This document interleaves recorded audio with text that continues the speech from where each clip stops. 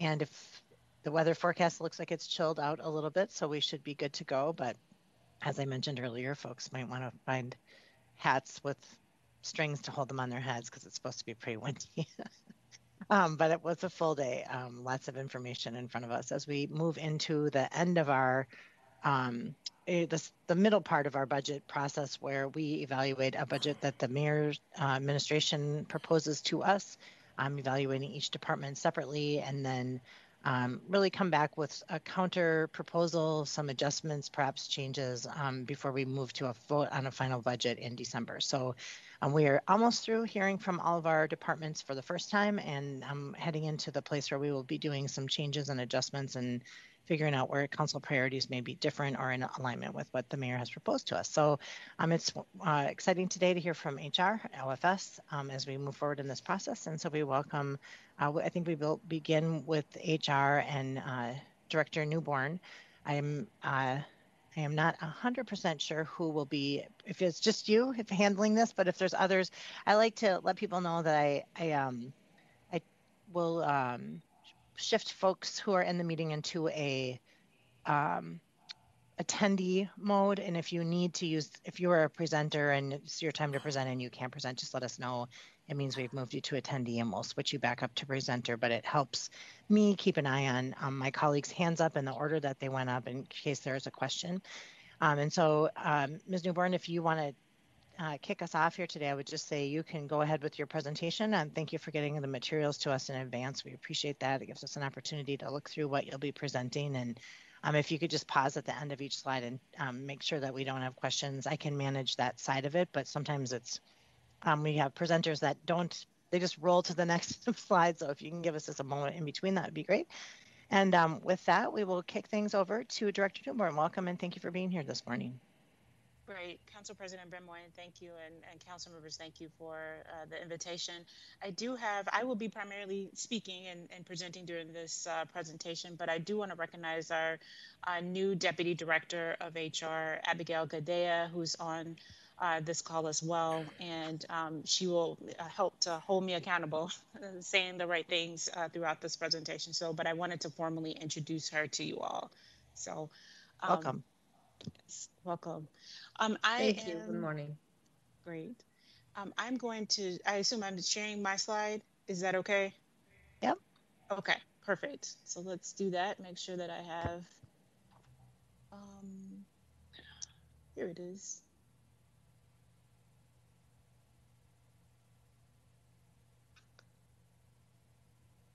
Okay, you all just give me a thumbs up when you're able to see the screen here. Nope. Okay, maybe? Yes. All right.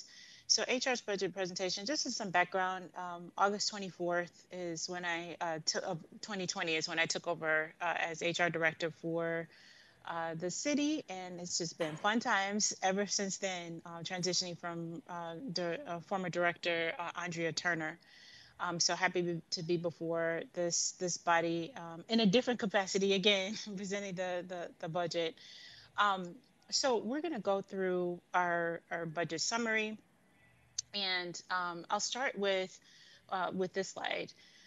Some major changes that we're seeing taking place in just some of the focus areas that we have. The 2022 budget will increase HR's FTEs up to 41 employees or FTEs. Two of those FTEs will include two positions that are going to be funded by the ARP funds. So I'll talk in a little bit more detail about that. Of course, moving into the ARP, we added two positions to the HR budget, a payroll specialist and an HR consultant. And the rationale behind that is we're anticipating that hiring is going to increase quite significantly with all of the programs and initiatives that the mayor's office and just our colleagues across the city and our various departments will be initiating. And so we need that support in order to get those positions filled and for that work to be performed. And we need to have HR staff to lead that work and support that work. we've added as a part of the proposed add to the general fund as an HR consultant and a payroll specialist. And so some background on that is we lost 2 positions last year during last year's budget. And so from a general fund purposes, this is a restoration of those 2 positions in the general fund. And then again, we are asking for 2 additional positions in payroll and consulting services, utilizing the ARP funds.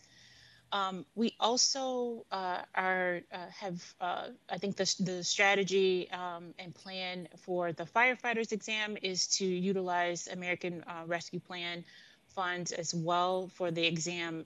Just as a reminder, this exam happens every 3 years. It usually costs close to $500,000. It's split between HR and the fire department. I will say, I'm sure Chief Inks, if he was here, he'd say the same thing. This is an antiquated exam that we have in place. It's there's some legal ramifications and requirements that have prompted us and put us in the position where we've had to have this same exam for the last 30 years. And we have found that it doesn't allow for an increase of women and racial diversity within the fire department.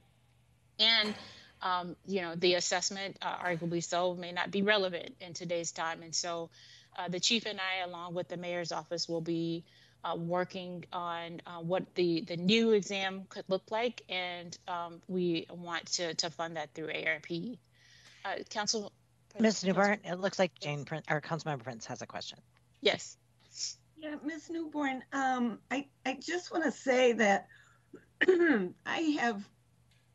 I served on the firefighters exam advisory committee in, I think it was 2017 or 2018. Mm-hmm. So we have, and then again, back in sometime in around 2005.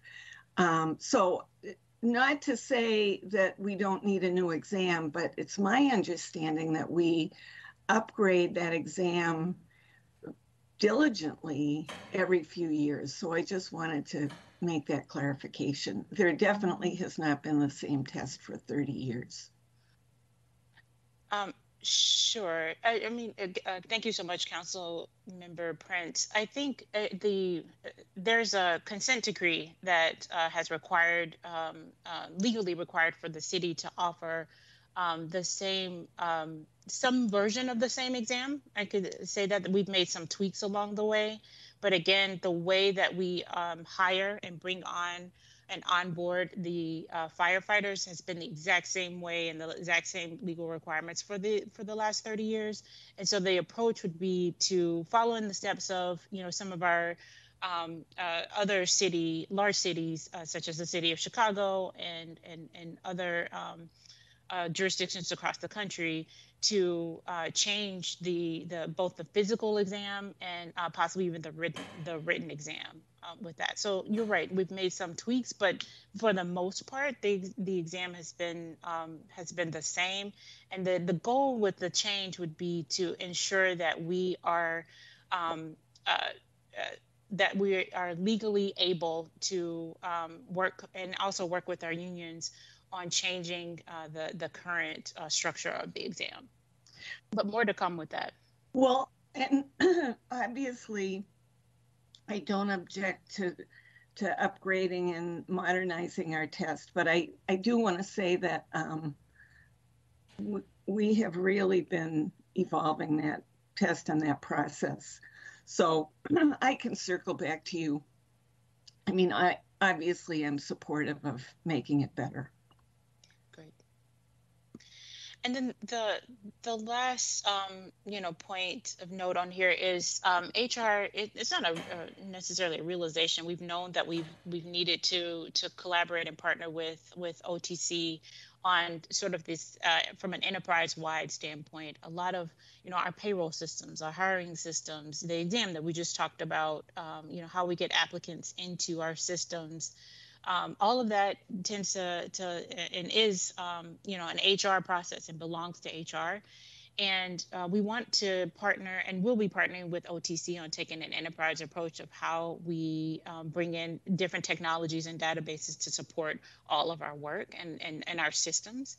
And so we've worked with OFS in developing a enterprise fund budget that instead of, paying for NeoGov or paying for, our payroll task system, accounting systems, that those funds are put into this enterprise-wide fund, and that OTC and HR work together strategically and build out a plan to modernize our systems and databases.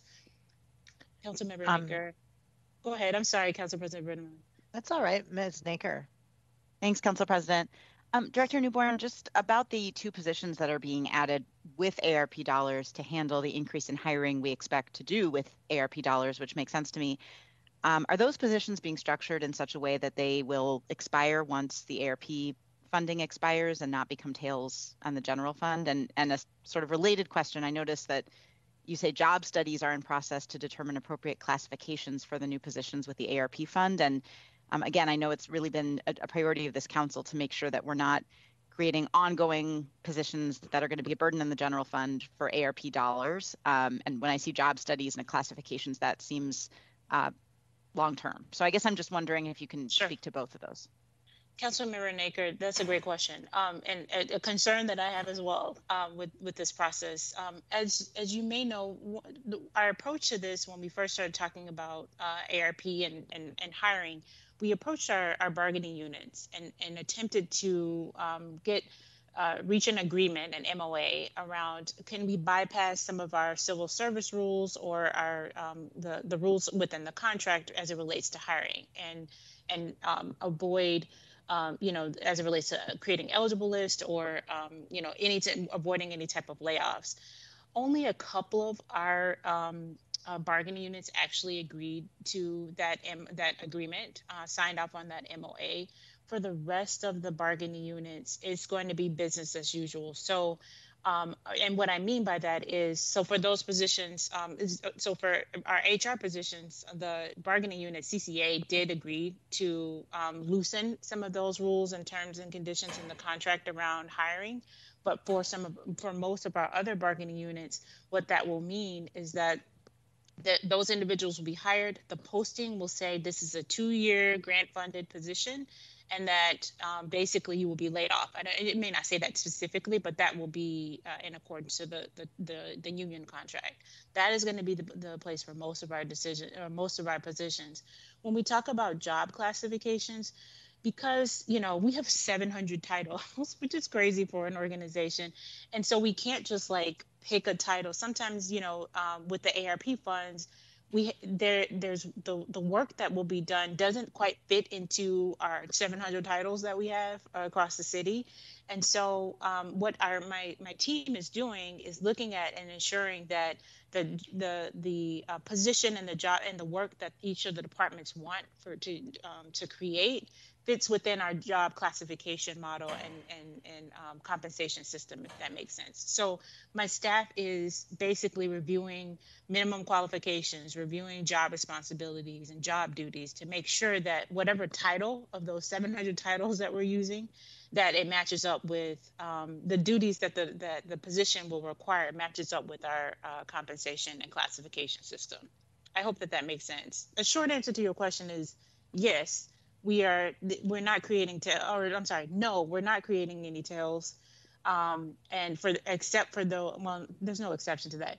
For those unions that did not sign off on the MOA, those individuals after the 2-year time frame will be laid off. And so in order for that employee who was hired through utilizing ARP funds to continue on with the city, they would need to be hired as a certified position. So the department and HR would need to post for that certified long-term position. But for the ARP funds that we have right now, those folks would be laid off.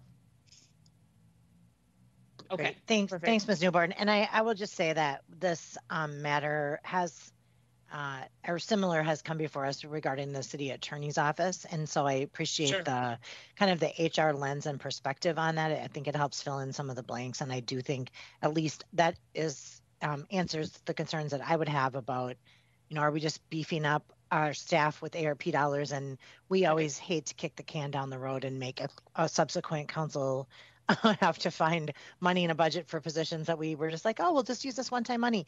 And it seems like this is a wise solution to being able to use ARP for immediate needs, but then also to work into those positions in the future. So I think that we will hear this in other departments as well, but I appreciate the HR lens on this, the question today as well.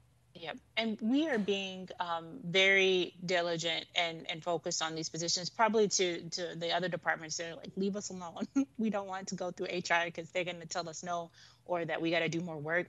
The concern that I have, and similar to this body as well, is that we're going to I don't want to set these individuals up with an expectation that they're going to have a long-term job with the city. And then we get, like you said, we kick the can down the road, and then we have to say bye-bye. We have to tell these folks, well, no, or you actually don't qualify for the position that you were hired into utilizing these part-time funds. And so I'm very sensitive to that. I've seen that happen and in other situations. And so we are working closely with OFS and the departments as a whole on ensuring that doesn't take place, and that we're very clear about the use of these funds and the time length of the positions. So I appreciate those questions. Thank you. So let's talk about our staffing summary. I had mentioned, we talked a little bit about, coming into 2022, the total FTE count would be 41. Just to highlight, in 2019, our FTE count was 40. In 2020, our FTE count was 40 as well. And then in 2021, because of everything, right? We don't need to go through all of the things that were happening. We had to make some tough decisions about, positions. We reduced down to 37 FTEs. And we lost, a payroll specialist. We lost a consultant position, and we actually lost an office assistant too. And so again, the ask for this year is to restore those positions, and so that we can continue doing the work, and then anticipating and knowing the increase of work that's going to take place related to ARP. Asking for those 2 additional payroll specialists and HR consultant positions as well. For 2022, again, 41 FTEs, and those again highlighting those 4 positions that we're adding to the budget as proposed. I want to pause for any questions that the council may have related to that. Thanks, Ms. Newborn. It looks like we do not have questions. Okay, great. I do want to highlight Abby was introduced at the beginning, a part of that 2020 proposal and that we saw happen this year was the hiring of our Deputy Director of HR. And I'll talk a bit more about what that position will entail and what Abby was going to be focused on into the coming years. So program updates, the focus of the needs of the city during the COVID pandemic obviously, changed from hiring, from our policies, practices, and procedures. We stood up our what we call our HR task force, and it was, initially started as a response team, a response group that just, developed policies real time, flipped over the world of HR in the city to respond to all of the needs related to COVID, and also in some aspects of civil unrest. We had to, hiring decreased during this time, and training programs were suspended for the most part in 2020. 2 of our programs went virtual. So our Welcome to St. Paul, which is our new employee orientation, and then open enrollment last year was fully virtual. And so I think the benefit of this, for the most part, is that we realize, especially from a government standpoint, is that we can do this stuff. We can offer. I mean, the virtual sometimes offers, there's some challenges to that. but it also made us like more flexible, and we were able to reach a larger body of our employees by offering it virtually. And so, for this year, we're going to do a hybrid. It's going to be both in-person sessions for open enrollment and virtual sessions. And especially when we're talking about the spaces of where people can have to travel to attend an open enrollment session, this allows for more flexibility and, again, a broader reach. Hiring has, increased since, especially as related to the ARP work. But I would say, towards the beginning of the year, once we started to, I'll use this word, settle into this COVID environment, we started to see, the hiring needs increase. And I see that Councilmember Yang has a question, so I can pause there. Councilmember Yang.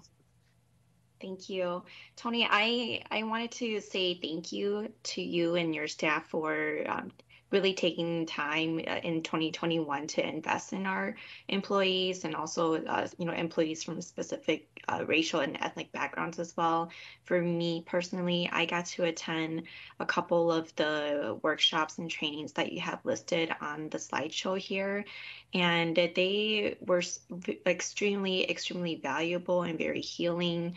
They came at very, very important times in people's lives, especially it was after the shooting of an Asian American woman in Atlanta, and also after the spike in anti-Asians sentiment as well that we experience in our communities. And from I just think back to the time that I was able to spend with other Asian American staff, especially. It was a really vulnerable space, a space where people got to share about a lot of their tensions that they experience outside of the workplace that would come, that they would also experience within the workplace as well.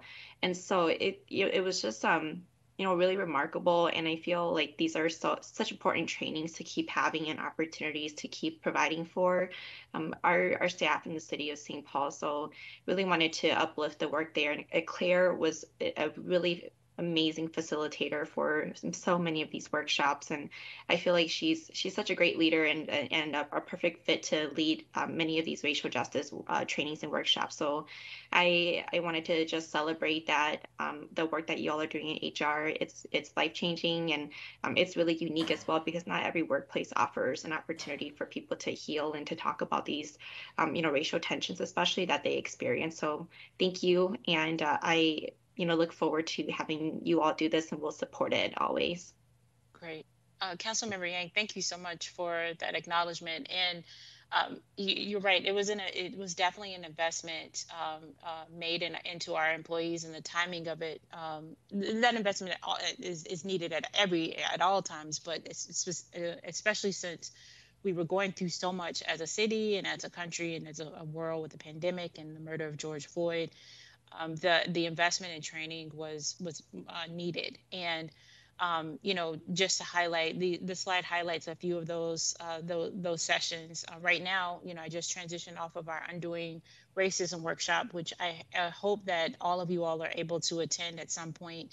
I hope to be able to offer an additional training, depending on the budget, of course, offer a different training, another session of Undoing Racism in the spring of 2022.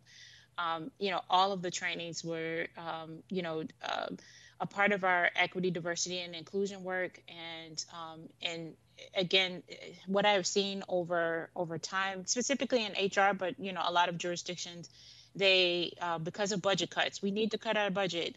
Well, then we cut the training coordinator. We cut the trainings, or the expectation is for us to just do the trainings, but without the resources. And this is my pitch, right? That we need to be more creative as we're setting out our budgets and ensuring that we're not divesting from our employees, because that's what that means. It means that we can't send folks to Undoing Racism. We can't, if we go to some core HR trainings, Supervisor Academy, I want to do conflict management training with our employees. Like, how do we, but I need the resources to be able to do that, and the investment. I want to focus on professional development for our employees. And again, that's a financial investment. And I want to, well, as I continue to stay in this role, I want to make sure that we're lifting that up, and that's as important as having our HR consulting services positions, as important as our payroll positions. We have to keep that lifted up, and Abby's role is going to be key, as well as Claire's role is going to be key in helping to drive that work. So I appreciate the acknowledgement, and can't stress enough the importance of having this investment in training. I will also share that, I'll move to the next slide on this one, unless anyone else has any questions, because I want to get into, kind of my vision for the HR and the Chief Equity Officer work as well. Okay, I'm not seeing any other questions. I'll keep it moving. So what's new in 2022? Oh, that rhymes. I just realized that. That's very nice. So what's new? A future Chief Equity Officer. I know that this board council wanted me to address that. So I am serving in both roles as the Human Resources Director, as well as the Chief Equity Officer. Claire, as the Equity and Inclusion Program Manager, works. I transitioned her into HR, and she works directly for me and drives the programs and initiatives and the trainings that we've laid out and have talked about. The investments from the Chief Equity Officer position has the salary from the Chief Equity Officer position has we've used that to invest into all of these trainings. And so the work of what I have found, and I'll be honest with you all, I thought that, okay, we need a separate Chief Equity Officer and we need a separate HR Director, and they need to work together. But I was very adamant about the positions being separate. What I've shared with the mayor and deputy mayor is that the future of this role here in human resources is that your next human resources director, as long as I say, I'm not announcing any departure, right?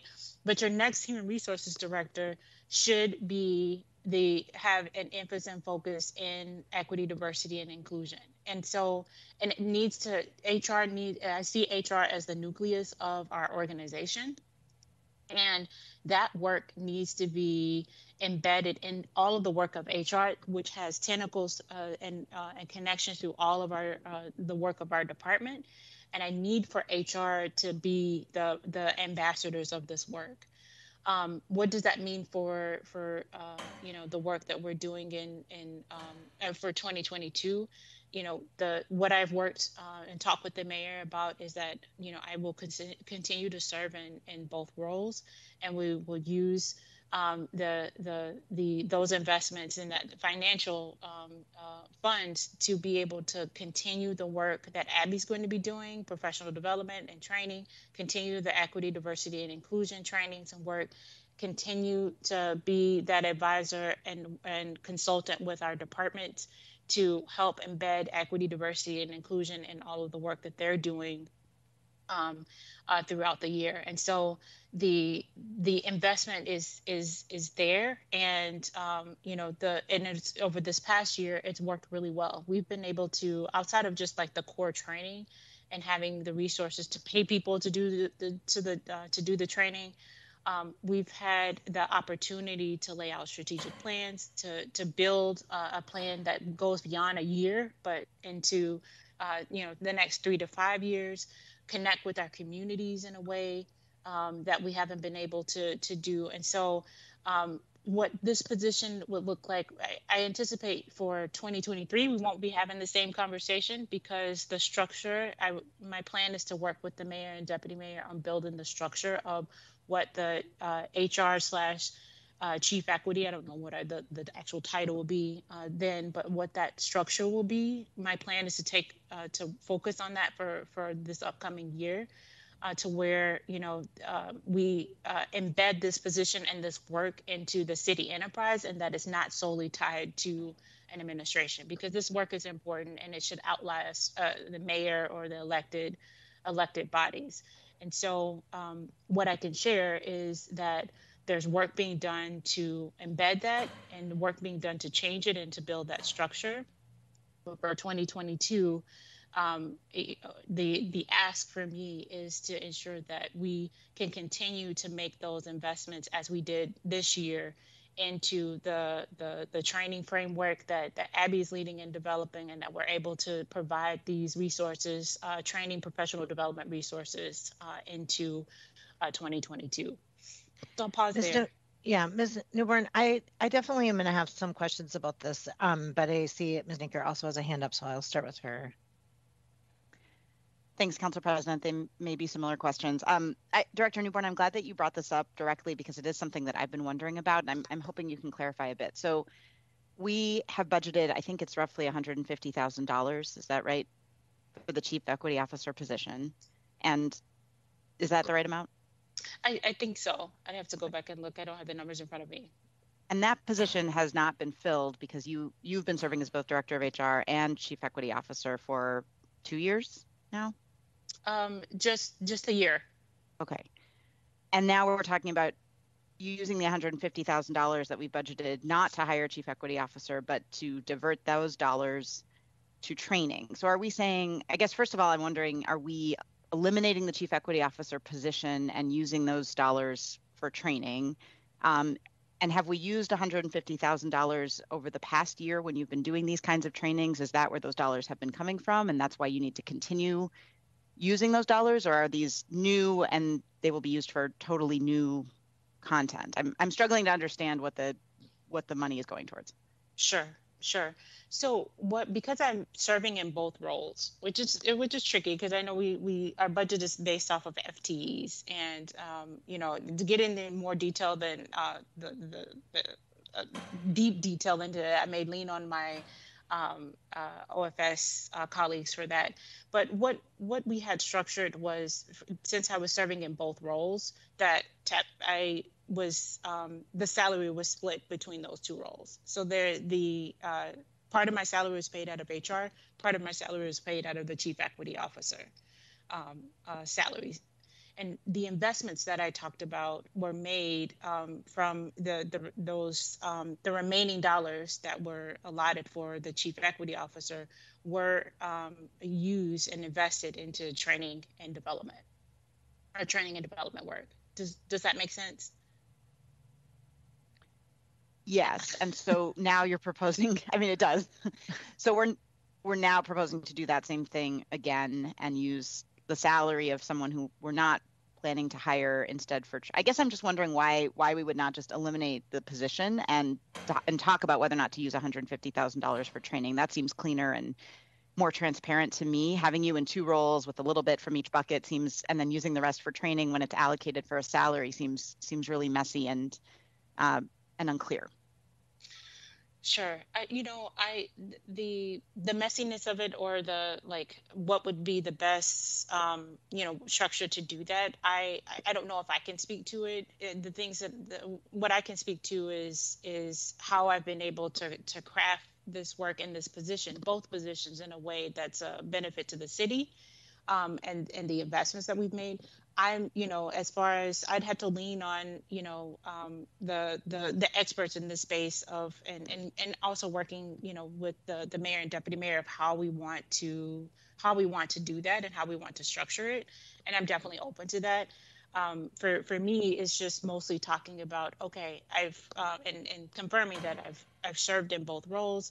Here's what we've done with the funds and how it's been a benefit to the city. And so I'm happy to work with OFS and exploring ways that feel less messy or are more comfortable with how we do that. But again, I just can't emphasize enough that this, it's not a pot of funds that's sitting over to the sides. We've definitely made huge investments of it in a way that we haven't done in the city since I've been here over the last 6 going on 7 years. Ms. Newborn, I see that Ms. Yang has a hand up, and I before we, no, we don't. Okay, not anymore. I just want to before we move on, 100% support the training and professional development work that you're doing. And I think that that's something private sector does. I think it's something that, other entities do. And you're absolutely right. Over time and austerity, we've cut these important. I mean, you're talking about equity training, but any training that we used to offer our staff is no longer something that's on the menu.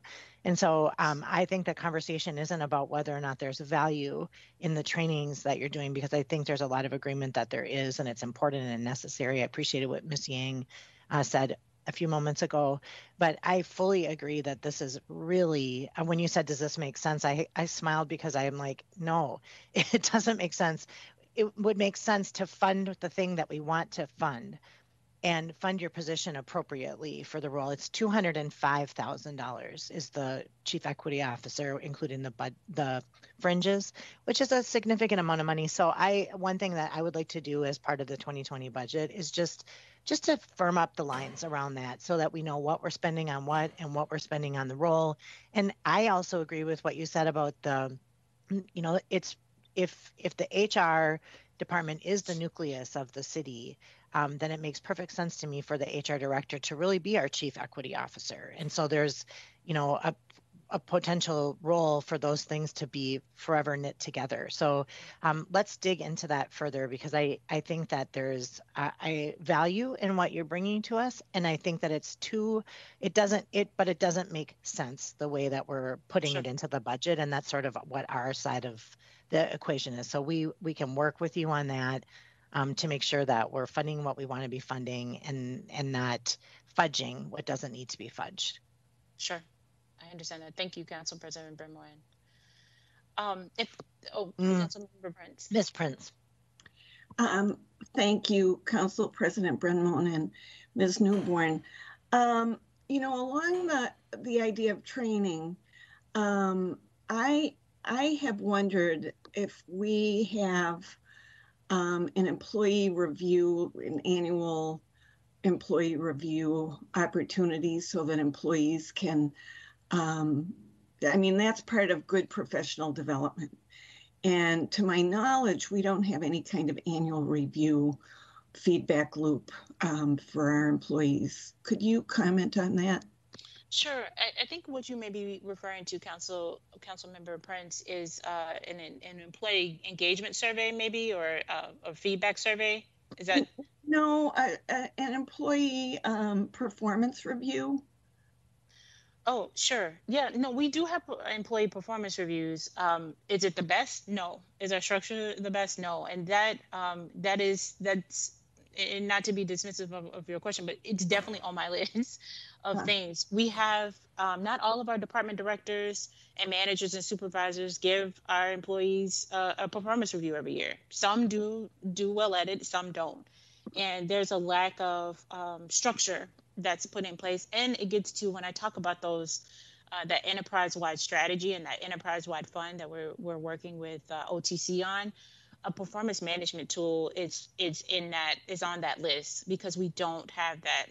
But what we've done, and here's not I don't want to save this space to talk badly about what we've done as a city, but we buy these shiny tools that don't talk to the other shiny tool, and then we're left with two shiny tools that we have to pull data out of, or we have to pull out of a system. And what Director Kennedy Vickers and I have said, okay, we're going to stop doing that, and we're going to be strategic around how we're going to build out this enterprise-wide system and technology platform.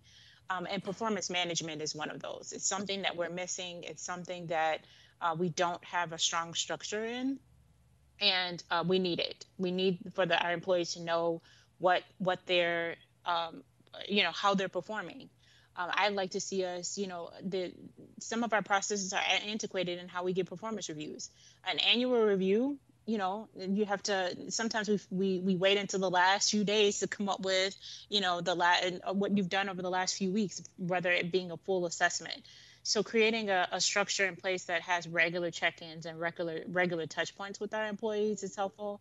And just because I brought up the employee engagement tool, as you all may know, I spent some time on the other side of the river working for the city of Minneapolis. And one of the things that they had that I really was glad about and seeing is an employee engagement survey.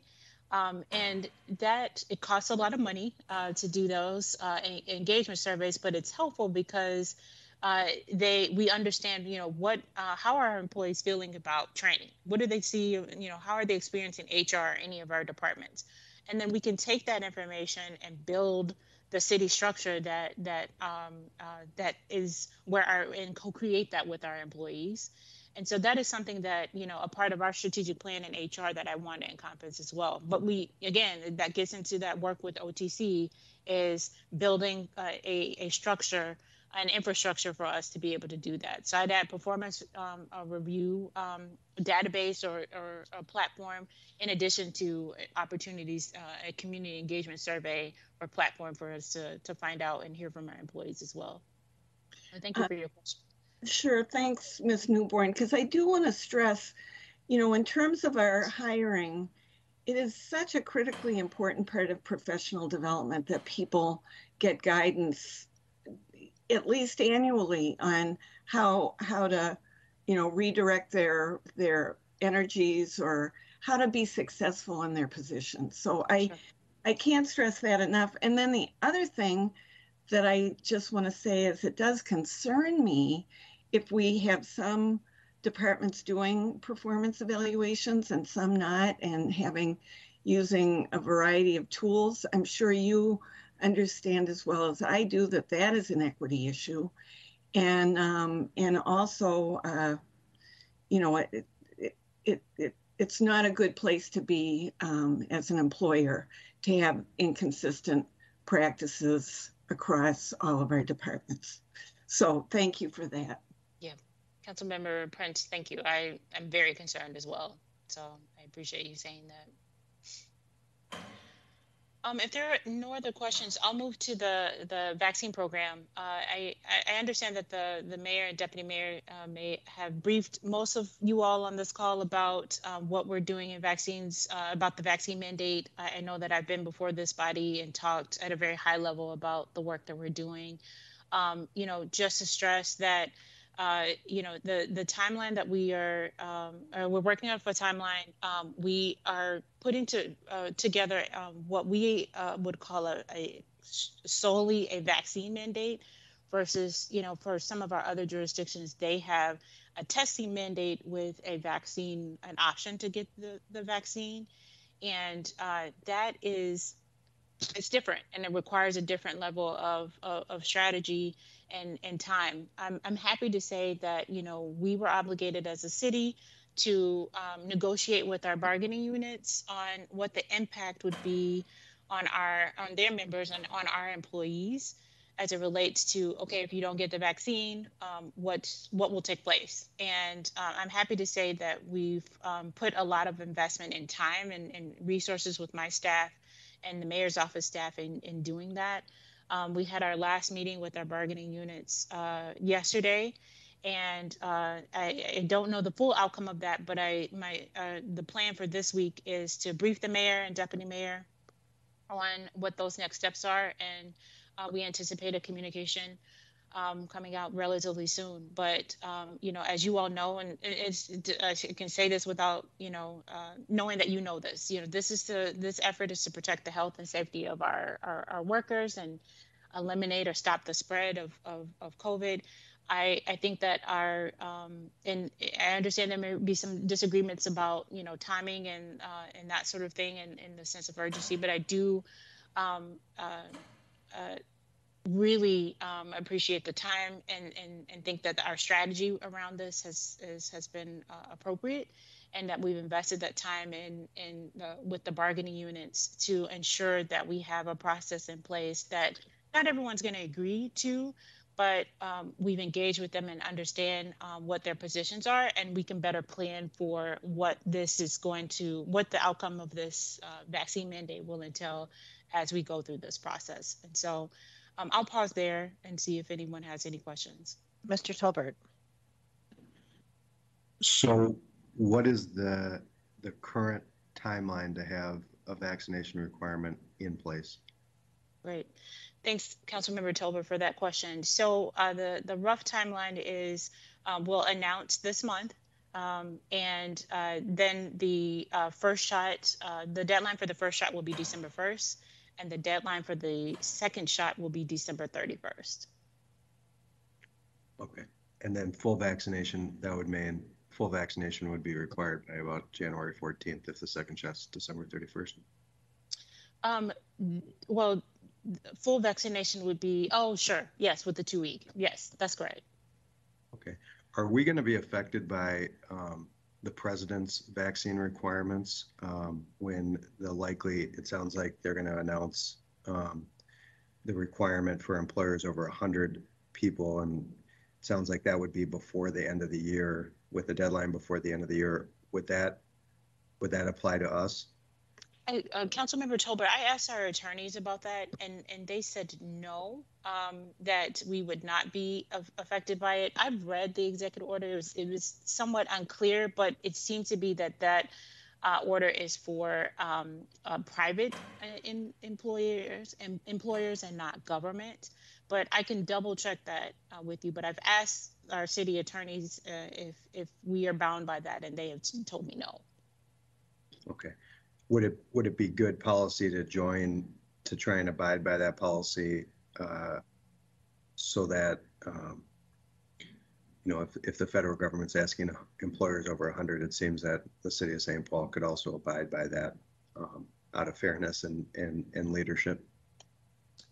Councilmember Tolbert, that's a good question. What I would respond to, I'm not going to say it's not bad policy, because we all know that we want to see this happen. We want to make sure our employees are safe and healthy, and that we're not spreading the virus.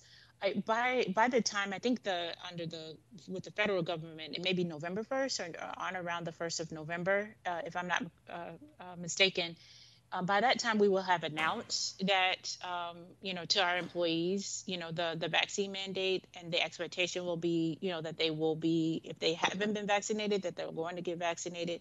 We'll have data, to show the status, so that we will be in some shape in alignment with where the federal government is going. It's just the timelines will be different with that.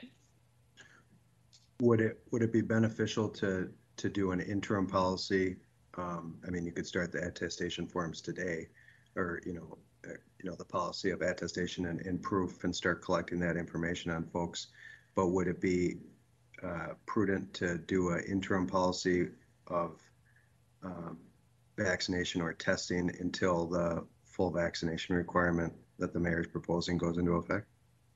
I would need to take that back to the mayor and deputy mayor. Where we've leaned on is, a pure vaccine mandate. And again, that means there's no alternative for testing. But I would need to take that back to them to see. And Councilmember Tolbert, it may be helpful for the rest of the body here to know, what our plans are related to this. So when I say we're making the announcement this month, what we will do is send out a citywide email of some sort, and it will have all of these information and links to how to submit your attestation, as you talked about. Also, we're working with the state because they have a tool that we can have access to verify each of our employees' vaccine status. And so when we send out that communication, it will have links to these forms where people can attest, they can decline if they choose to. They can also upload their vaccine card. I think, at a previous meeting, you talked about your experience with Hennepin County. It'll be something very similar to that.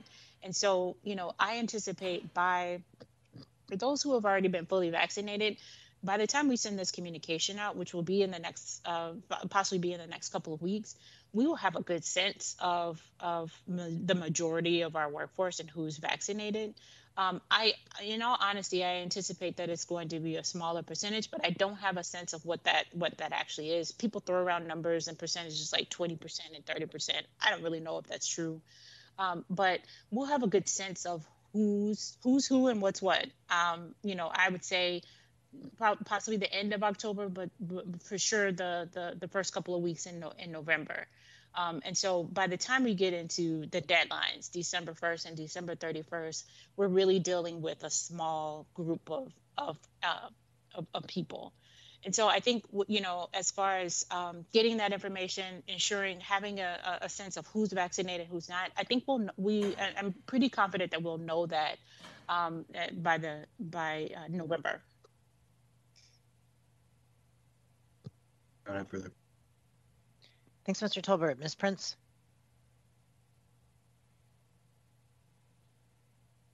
Ms. Prince, I believe you're muted. Thank you. Thank you, Council President Brenmoen.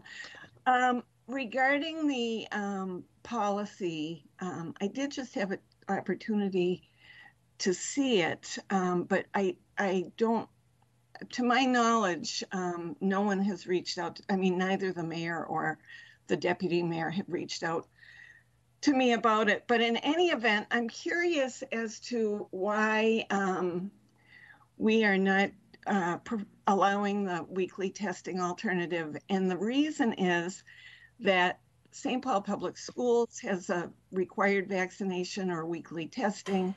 Hennepin County has a vaccination or regular testing. Minneapolis has a vaccination or regular testing. State of Minnesota, vaccination or weekly testing.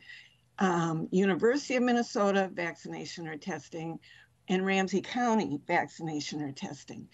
I am hawkish on vaccination. I believe our kids and our families need to be safe, and all of our employees. But I don't understand why we would be doing a policy that does not allow the testing alternative. And further, I believe, because I was there recently, that the Department of Health is providing testing every day at River Center from 9 a.m. to 7 p.m. So, and it's free. And I don't know why we would not allow our employees. And I know this is an issue for a number of our bargaining units. So I'm trying to understand why we've decided to go that route. Sure. Councilmember Prince, thank you for that question. So I'll share with you the mayor's perspective and direction that he's given to me. There's two things. One, if we are adamant and to use your word hawkish about everyone being vaccinated and to stop the potential spread of the virus in our city that affects our families and children, as you've mentioned in previous meetings, the testing only gives us a snapshot of the status of our employees. So if they come in on Monday and get tested, and they go out somewhere or engage with someone that has the virus on Tuesday and they come into work, Tuesday, Wednesday, and Thursday and Friday, they potentially have subjected someone and our employees and our families to the virus. And so the testing component only gives a snapshot. And so from our standpoint, having a pure vaccine mandate will better ensure that our employees, that we're creating a health and safe work environment. The other piece of this is that while there are opportunities to get free testing, legally we are obligated to pay for any medical testing that we require for our employees. That is from my understanding from our attorneys, this is a law. And so with that, while we would have to pay for, work time, we'd also have to pay for the actual testing if our employees chose not to go through the free testing. The testings could range from, I know there's a lot of talk about different types of tests, but the testing right now ranges between $70 and $100 per person. If we engaged in that, if we just had 100 employees, or if we had 500 employees who are unvaccinated, we're getting into quite a bit of money, significant money that the city would be obligated to pay. And so, that becomes a budget ask. Obviously, we could explore ARP funds, but it may be the general funds, but we would need to figure out some level of strategy. But I think most importantly, where the mayor has landed is that, if we want to ensure that the health and safety of our employees in our work environments in the city, a pure vaccine mandate is the strategy, is the way to do that. We understand that we will be the first, right, outside of the feds, right? We will be the first to do that.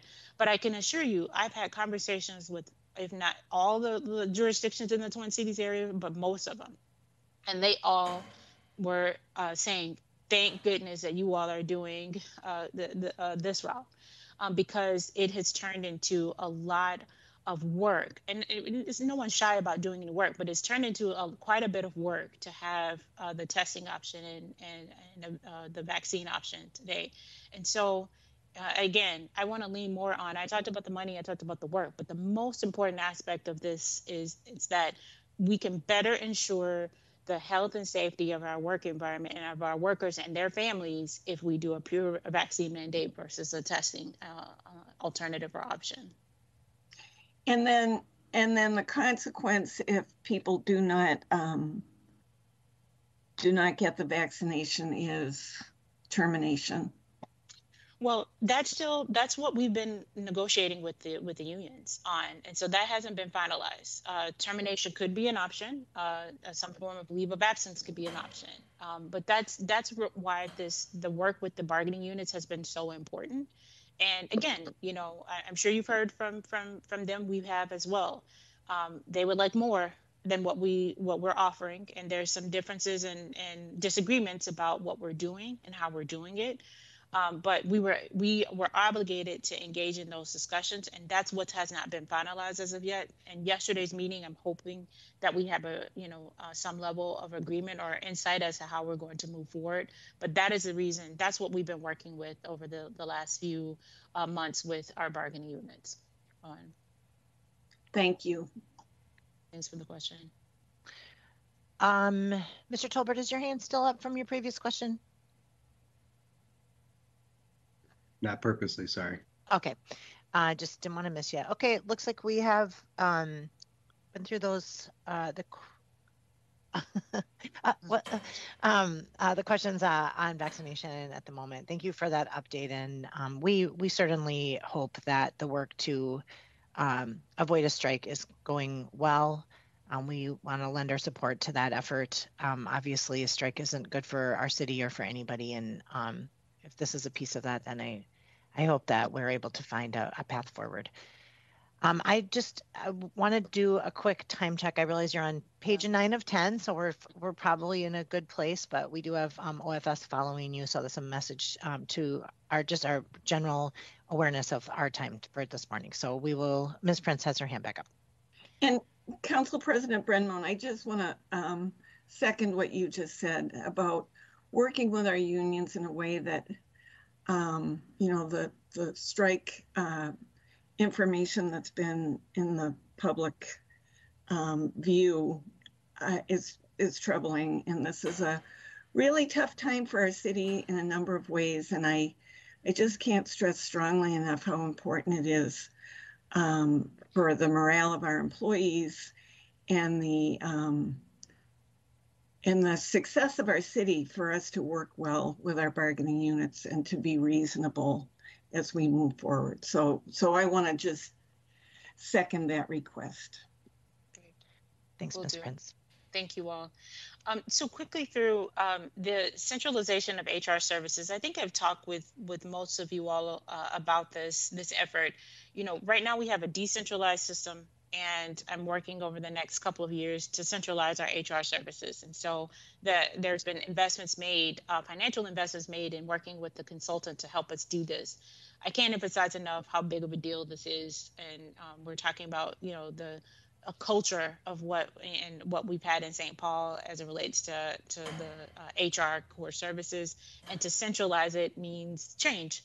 And so I'm really and have the support of the mayor to move forward with this work. Really looking forward to it, because I think it's going to help us be more efficient, more productive, and avoid, as much as we can, legal liabilities related to our employees and our policies, practices, and procedures. So that's what that work will entail. I hope to have a decision or recommendation made by the consultants by next year, and it will tie into my budget ask for next year. If we move forward with this work, it will change, the structure and even sort of budget ask of HR. So I just wanted to give you all a heads up as to what what is to come, but tell you, give me more details about this work and what we're doing.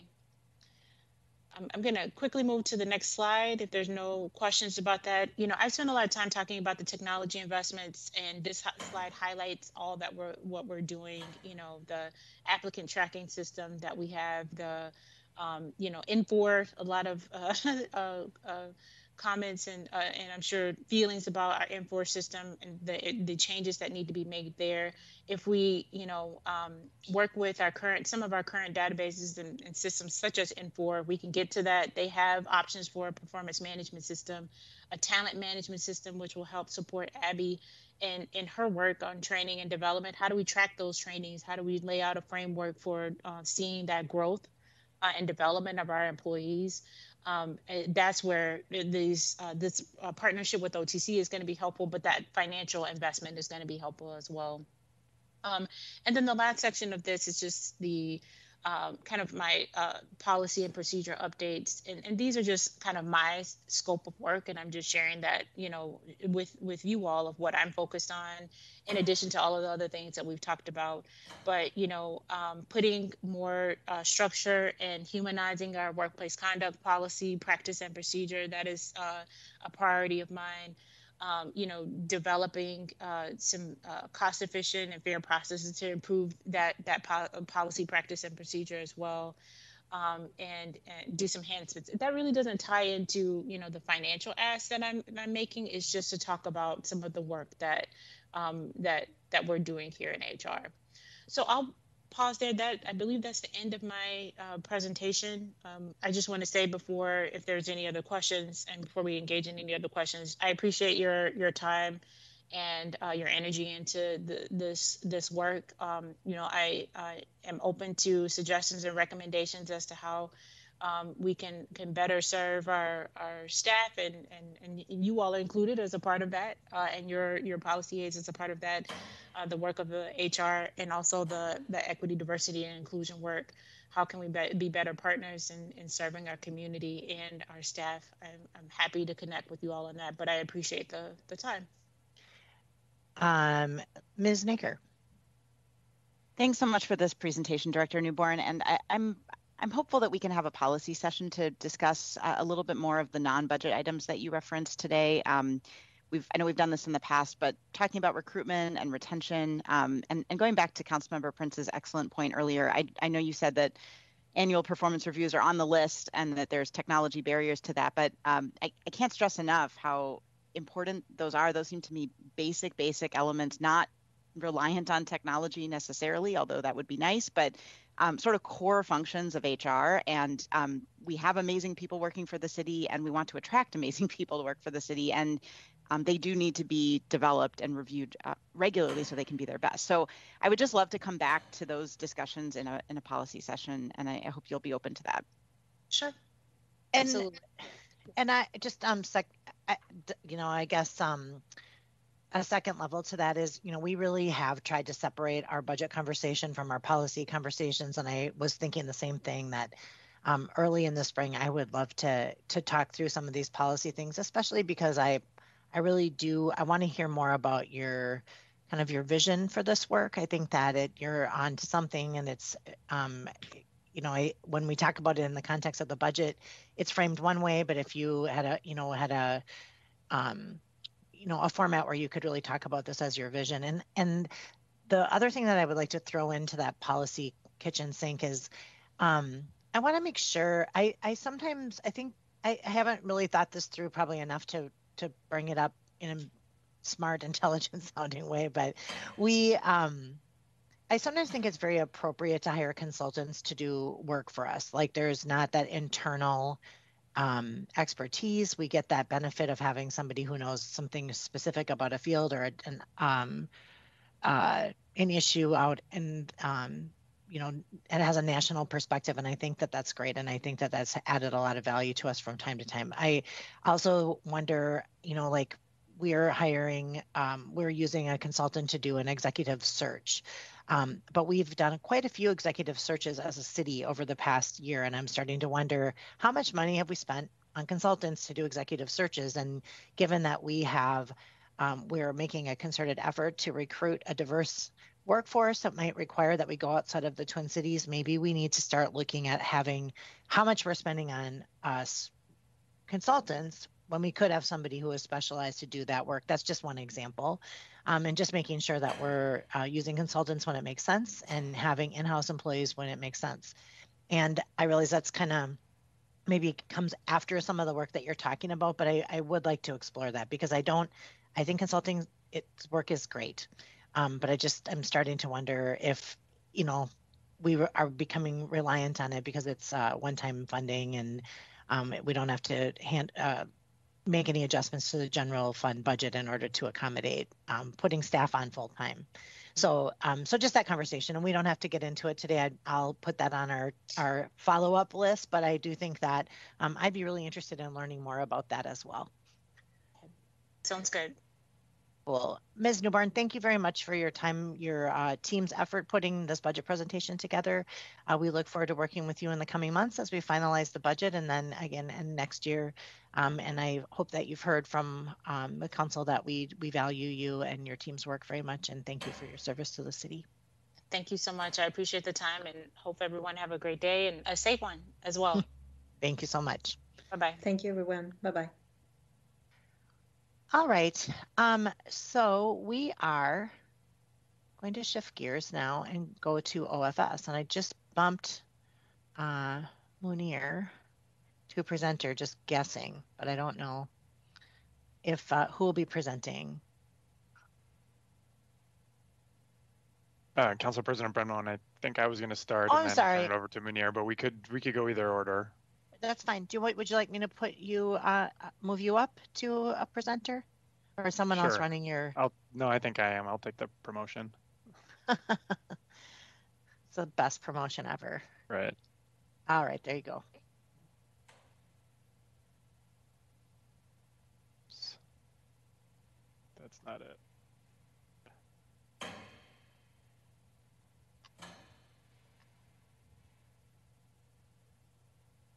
Bear with me here, sorry.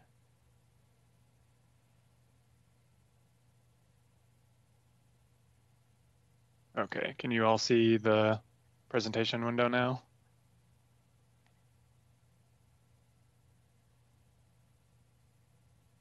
Yeah. Yes, you get that? Okay, great. And I can no longer see any of you, so I'll try to pause here, but if you have questions, please interrupt me. Can folks see this or no? I'm. Yep. Okay, great. So good morning, council members. I'm John McCarthy from the Office of Financial Services. This morning, I'm going to walk through an overview of OFS, including our strategic objectives, our staffing, and our budget. Also go through the major changes in the 2022 proposed budget for OFS and give you some updates on key OFS initiatives. Starting with the department's strategic objectives, the OFS leadership team developed these objectives and it helped us to prepare our budget proposal for 2022. Those objectives are to ensure the effective stewardship of the financial and physical assets of the city and its residents, providing excellent service to internal and external customers, and fostering a caring and supportive and inclusive workplace that reflects and honors the community that we serve. Moving to our department org chart, I think this really highlights the variety of services that OFS provides. There's the traditional finance work in the accounting, budget, and treasury divisions, but OFS also includes real estate and assessments, the city's energy coordinator, the business support team that manages the Infor finance system, the Dale Street in Como shop operations in the fleet division, and the Office of Financial Empowerment also sits within OFS, and Director Karsha Ramos is here also this morning to give an update for you on OFE. So all told, we have over 84 FTEs spread across 4 different city locations. Some basic facts, budget facts about OFS. We're a pretty small department in the general fund, making up just about 1% of the overall city general fund budget. The majority of our budget is actually in special funds with about 91%. That includes the large citywide budgets like the assessment fund and the internal loan fund. As a share of the total budget, when we add special funds together, we're about 5.6 of the city's total budget. What does that translate to in dollars, Mr. McCarthy? I believe that's on another slide. I don't have it on this one, but I think that will be on a slide here coming, and I don't know off the top of my head. So give me a minute here, and I think I'll get to that one. But if we look at what we actually spend money on, like in the general fund, like most other general fund departments, we're mostly people, primarily employee costs. On the special fund side, it gets a little bit more variable, as we include things like the internal loan fund, our fleet equipment and motor fuel purchases, and the pass-through of assessments through the assessment fund. So that really becomes much more of a mix. The general fund budget, our total general fund budget is just over $4 million for 2022. You see that represents it's about 2.8% less than where we were for the 2021 adopted budget. In 2021 was about a 9% reduction from the 2020 budget.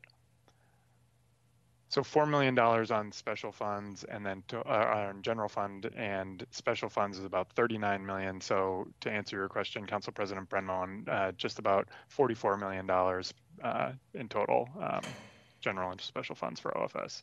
Thanks.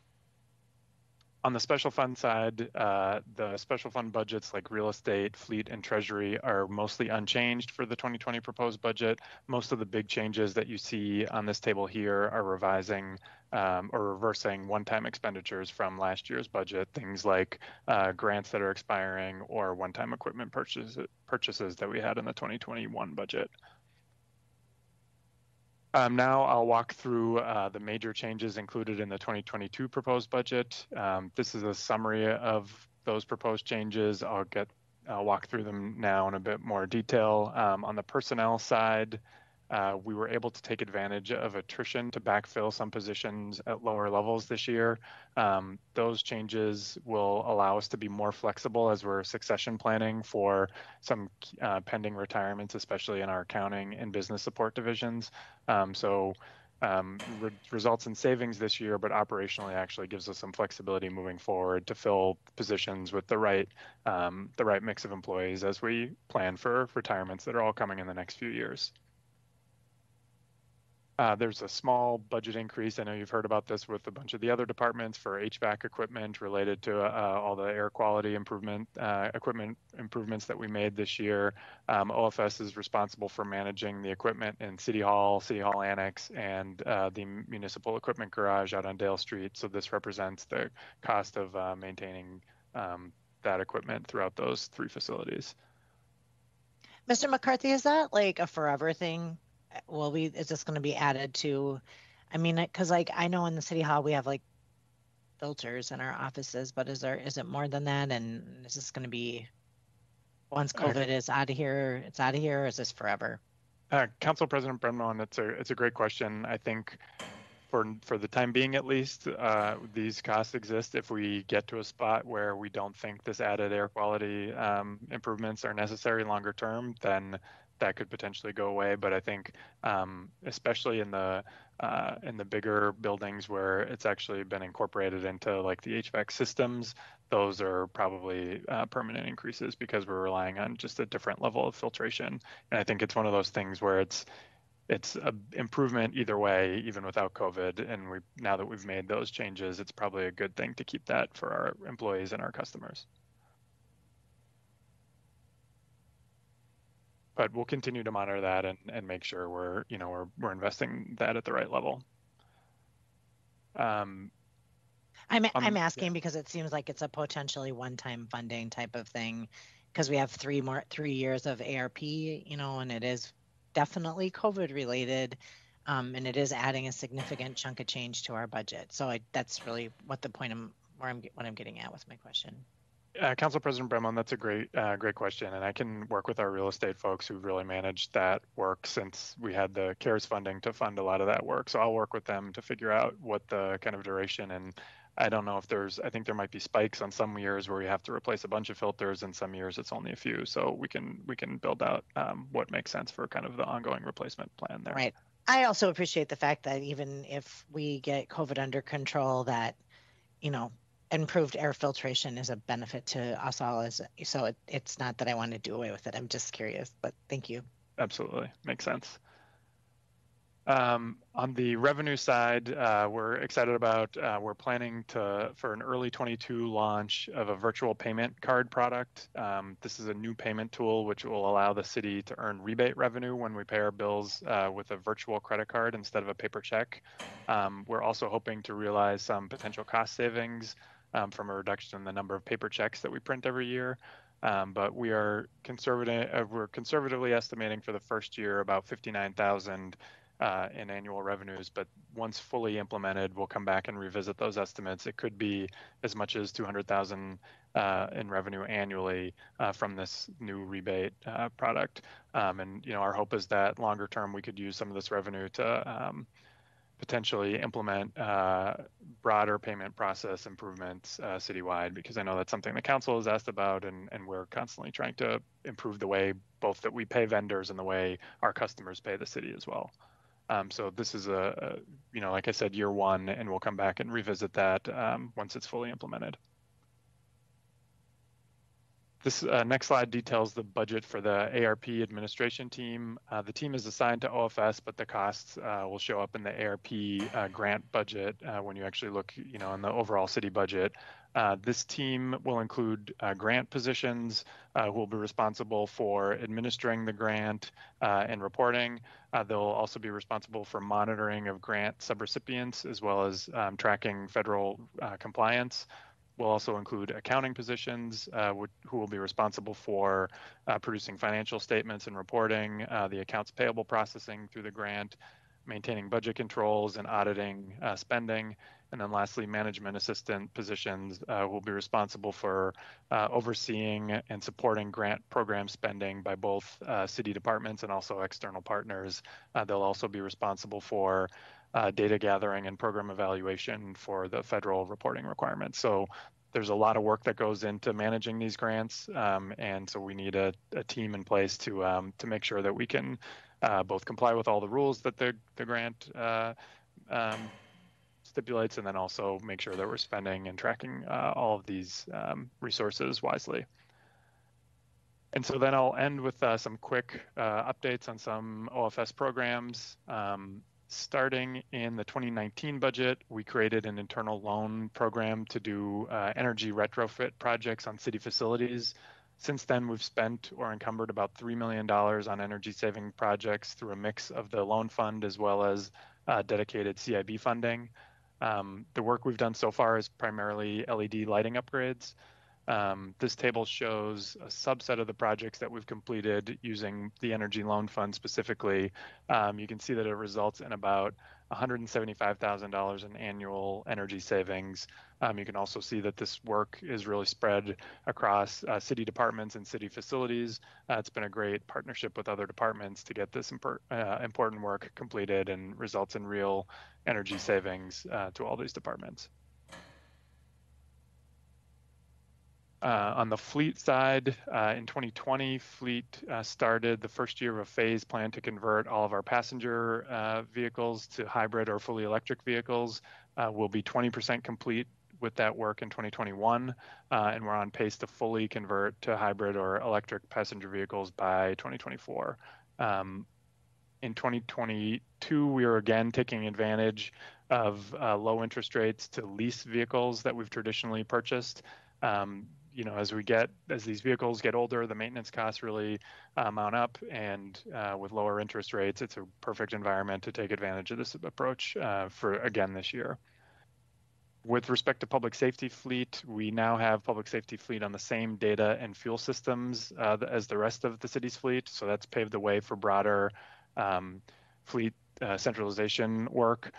We continue to work closely with both of the two public safety fleet garages and are now working with police as they go through their planned conversion to a civilian fleet manager position starting in the 2022 budget. So lots of progress there and continued good work with the public safety fleet. And then lastly on fleet, I wanted to share a Right Track success story. Colette was our first fleet Right Track intern who just became a full-time vehicle technician. We reinstated a trainee position a few years back so that he could stay on the job and complete his training. So we're now looking to build on that success to see how we can scale that up to continue to recruit and retain young people from St. Paul who are interested in careers in fleet. This was a big success for us, and we really want to figure out ways that we can continue to do that, because that's another area that we have pending retirements and lots of hiring happening in fleet. So we want to make sure we can get St. Paul young people interested in those careers. In other finance updates, the budget and business support divisions are replacing the city's budget software system starting this fall with a plan to go live for the 2023 budget process. So early next spring is the go live date planned for that upgrade. On bond sales, the recent bonds refinancings that we completed will result in debt service savings of over $4 million. On electronic payments, we continue to transition away from paper checks and are moving several of our largest high volume vendors to ACH payments, including Eureka, MCES, Medica, and some of our other benefit providers. And then lastly, we were again awarded the Government Finance Officers Association Award for Excellence in Financial Reporting for the 44th year in a row now. So lots of good work happening in OFS, and happy to take any other questions that you might have. Great. Ms. Naker, then Mr. Tolbert. Thanks, Council President and Director McCarthy. I do think you do excellent financial reports. So just wanted to second that 44th year in a row award. I'm just curious, and I'm sorry if you mentioned this earlier, but looking back at the FTE cuts that your department saw in 2021, and then trying to compare. So I believe that 2 full-time innovation team members were cut last year, or at least were eliminated. I know the positions had been vacant for some time.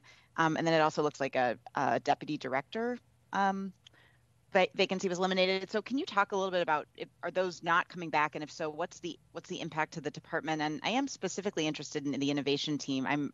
That's an area that is really exciting to me, to be able to work smarter, not harder. And I do worry about the impact of losing 2/3 of the team if those positions aren't being restored.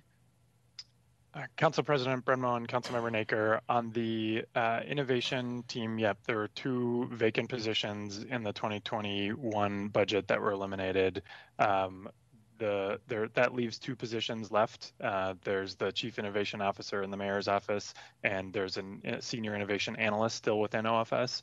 And so those 2 positions still exist and are still doing the innovation work that the innovation division had done previously. I share your concern. We had really challenging budget conversations, obviously, in 2020 and 2021, and we had 2 vacant positions that, with our goal of avoiding layoffs and furloughs, those were high cost positions that saved the city a lot of money to be able to eliminate those and again protect jobs for filled positions in the city. The deputy director position in finance was very similar. That was the position that oversaw our accounting and business support divisions jointly. That position had been vacant for a number of months, and again was a high salary and benefit position. And again, rather than eliminating filled positions, we opted to eliminate that position. What that's meant operationally is that those 2 divisions that have to work very closely together, business support is the division that manages the Infor finance system, accounting is the division that uses that system more than anybody else, has meant we've had to have more sort of collaborative meetings with those 2 divisions. We have new leadership in both of those roles, and they have really risen to the occasion of working very closely together, working with me to constantly be checking in to make sure everybody's on the same page about Infor upgrades and that kind of thing. So none of those eliminations were ideal, and I certainly share your concern and would love to have all those positions back, but given ongoing budget challenges, again, going with vacant positions rather than filled was the kind of the easiest route for our department to take. But to fully answer your question, none of those are restored in 2022. Thank you. Mr. Tolbert. Yeah, I just I don't really have a question, more just a comment. I was thinking about this when I was preparing for the meeting today, and I want to thank your department. You're often on all these budget meetings, either you or I think your camera's moving, John, but either you or your staff, you're on these meetings, and we ask you very intricate questions very frequently, and your staff is always so professionally prepared and ready to answer them like they're in the top of their head, which always amazes me, just as our budget director, Holly Houston, does as well. But I just want to thank you and all your staff who are in these meetings and always seem prepared. It's really appreciative and helpful as we make these tough budget decisions. But I just want to thank that, as well as the AAA bond rating, which makes a huge difference for the finances of the city of St. Paul. It's, I always think there's certain departments like OFS that if we don't know much, if we don't know much about you, it means you're doing your job well. And I think that's a good thing. So I just want to take this moment, because we don't do it. We thank other departments when they're here, but the people who are on these individual meetings, I appreciate that, at least. So thank you. Thank you, Mr. Tolbert. And Ms. Naker, is your hand back up? Just not down. Okay. I see it up, but now you have to come up with some question. Just kidding. Okay, so I got that cleared up. All right. Any other questions from Mr. McCarthy from OFS? Okay, great. Well, thank you for the presentation. It's a lot of information. Obviously, and as we get into the kind of the smaller, what was your 5% of the overall budget, city budget departments? I think it's the budget piece of it is definitely one part, but also just like understanding the work and the context, I think, is also helpful. And so thank you very much for your presentation. Is there anything else from Mr. McCarthy before we set him free? All right, looks like there is none. Thank you for your presentation here today, and we look forward to working with you in the months ahead and into next year. We appreciate your work very much. Thank you. Thank you. All right, so I'm just, as we have become accustomed to, I'm going to turn things over. So we have, do we have OFE? Yeah, we do. Okay. Thanks. I'm sorry, I was confused earlier. I thought you were coming on before him, and then he said that you were going to be presenting as part of, I'm sorry. All I'm going to say is I'm sorry and welcome. Thank you for being here. We are looking forward to a presentation from OFE. Thank you. We're administratively housed, as Director McCarthy said, within Office of Financial Services. So I'm not going to go over, a ton of the budget numbers, but talk about some of the priorities, as well as our sort of budget, proposal here. So in terms of general fund spending, we're just around $500,000 proposed for 2022.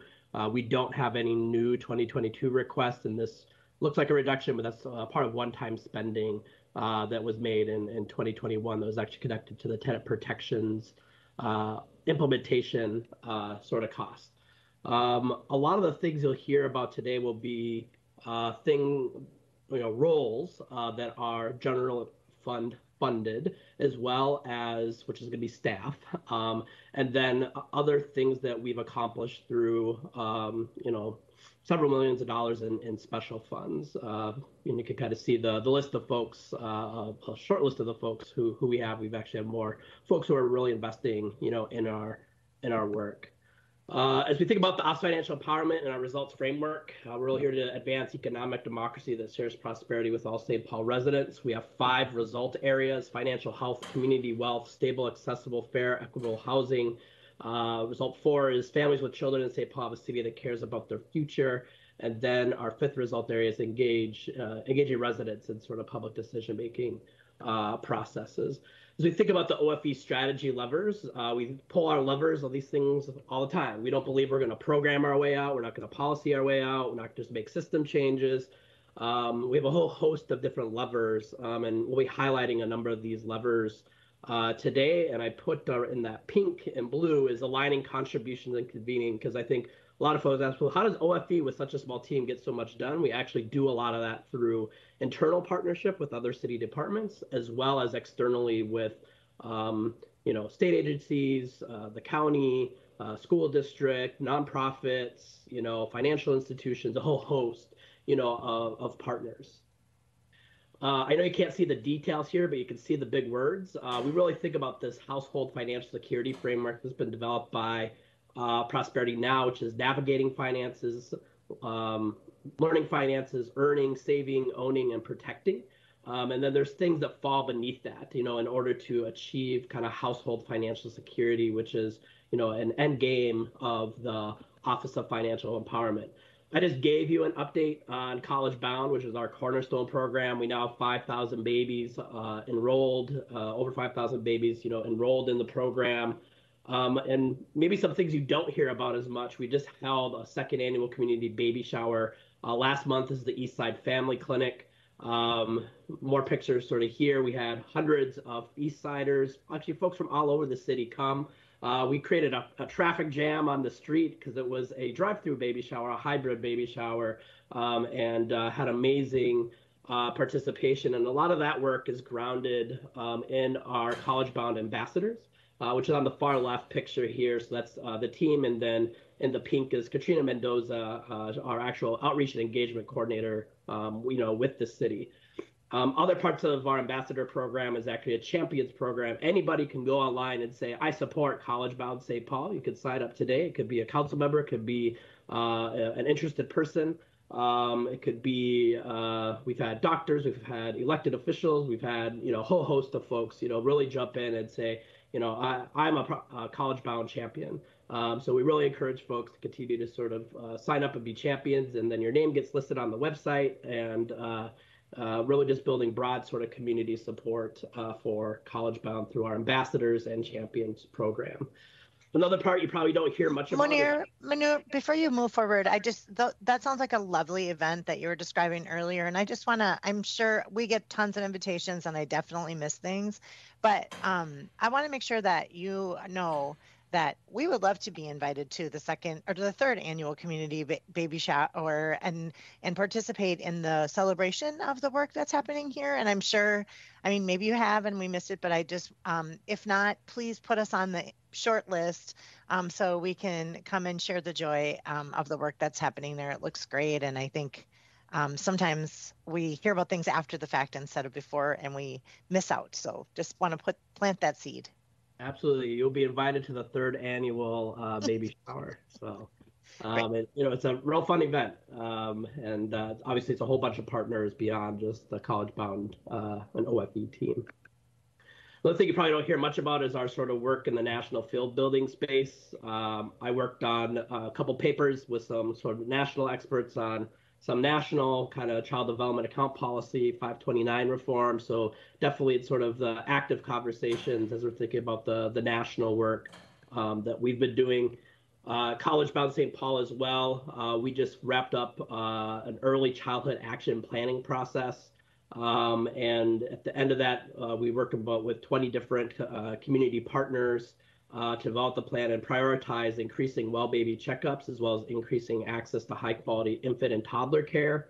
As we look at this from a financial empowerment standpoint, what we know is that affordable child care is defined as 7% of a family's income, and infant care in Ramsey County right now is almost $18,000, which makes up 18% of the median income for a married couple, in our city. And we see actually much higher proportions of folks' wages, going to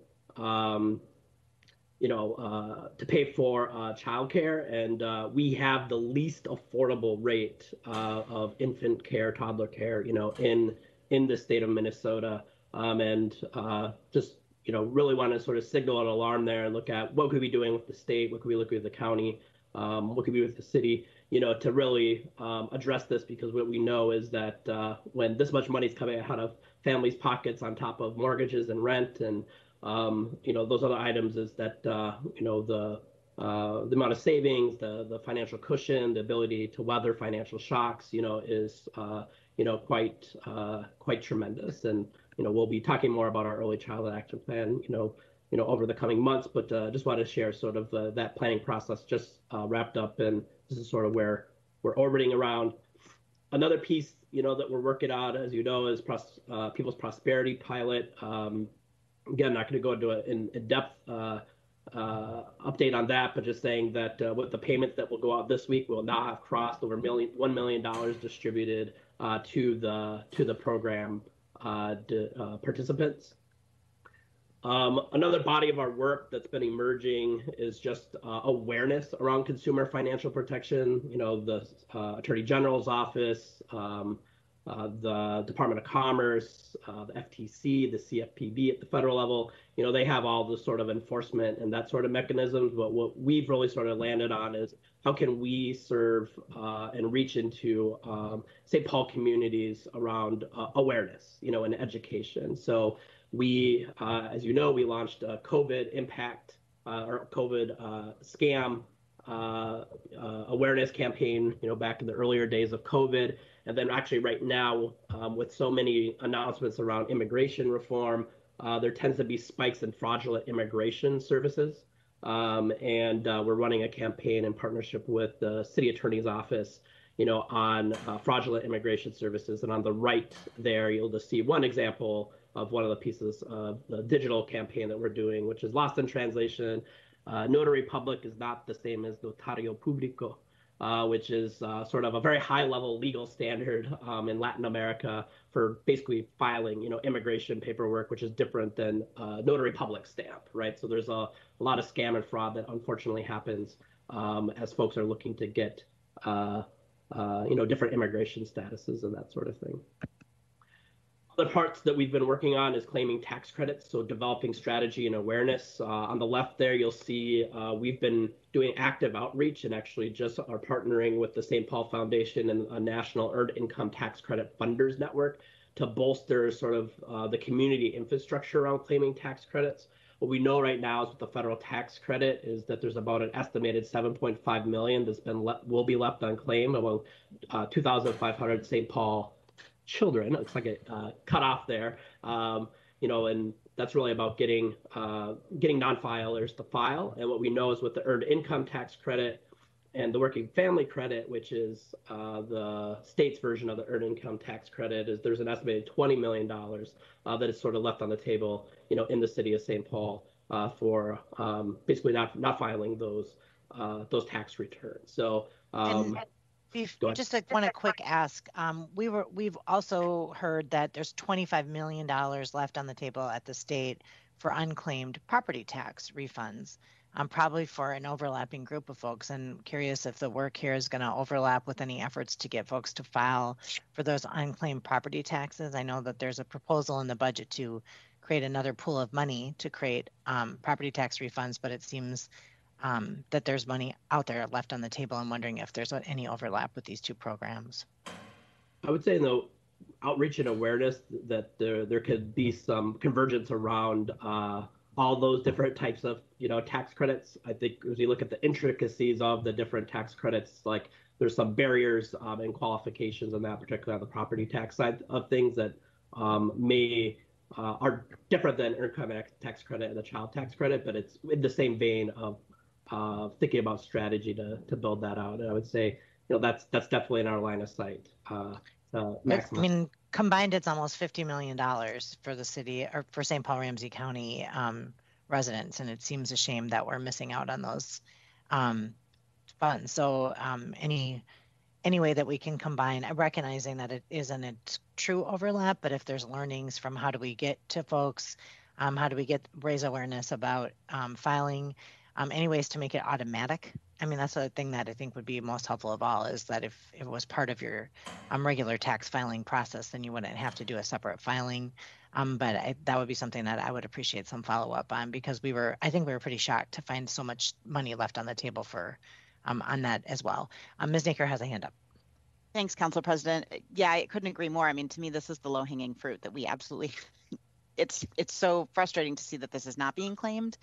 I'm curious to know more about how your department is trying to get the word out and engaging families in this. And then again, to Council President Brenmoen's point earlier, how we can help, because this is something that I think we really need to use our platforms to be promoting and engaging in.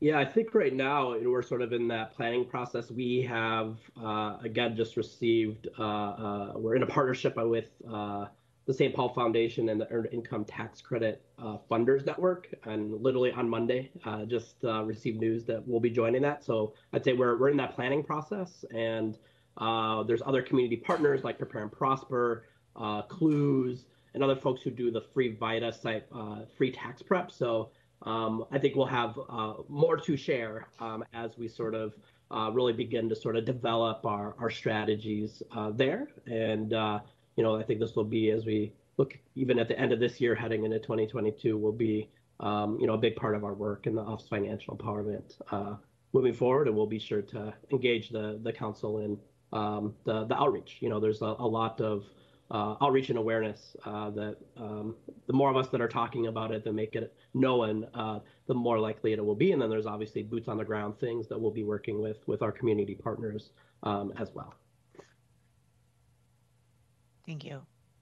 When our Fines and Fee Justice work, we're part of a national cohort with the Fines and Fee Justice Center, Policy Link, and the Financial Justice Center, which is out of Treasurer Cisneros' office at the City and County of San Francisco.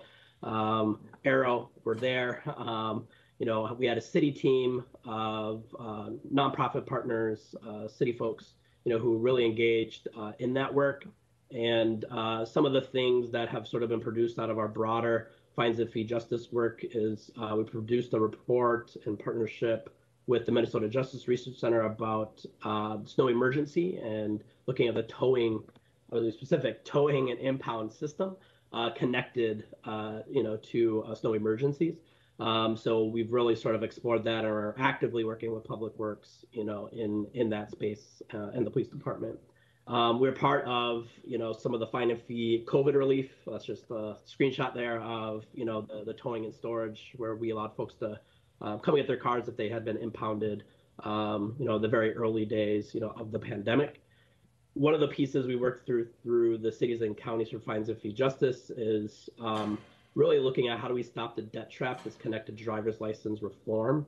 So right now, folks can basically get their driver's license suspended for failure to pay a parking ticket, any type of traffic ticket, or have any other type of court debt, which may have, other types of tickets may be, have nothing to actually do with driving.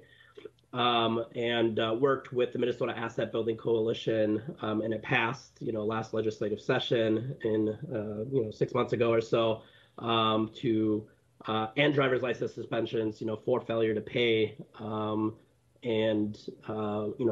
What that did is basically will now prevent 23,000 St. Paul residents from having their driver's license suspended, and over 100,000 Minnesotans. And why OFE focus on this is that there's a couple reasons. We first came to the issue as we're in our towing and impound work, is folks, driving, without a suspension, sort of cars, being towed. That was sort of at a very small scale, but it got us to looking at, the issues around driver's license suspension, which is also connected to getting to work, the fees and fines, that are added on top of the inability to pay. So there was really this the cyclical sort of debt trap for so many residents. So we're really happy to work with the city attorney's office, mayor's office, and Minnesota Asset Building Coalition to advance this policy. And it's hasn't actually been talked about that much, even though the impact is really major for so many Minnesotans. Can I just ask a quick question, Mr. Crutcher-Ramos? It is, I didn't see these materials in advance, and I can't tell how many more pages you have. I feel like we're shifting pretty far off of what our budget conversation is and more into like a programmatic update.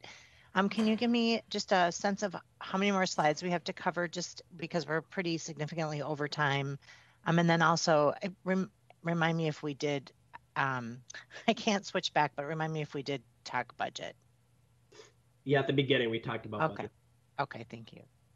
Can you give me a a preview of what's in front of us yet?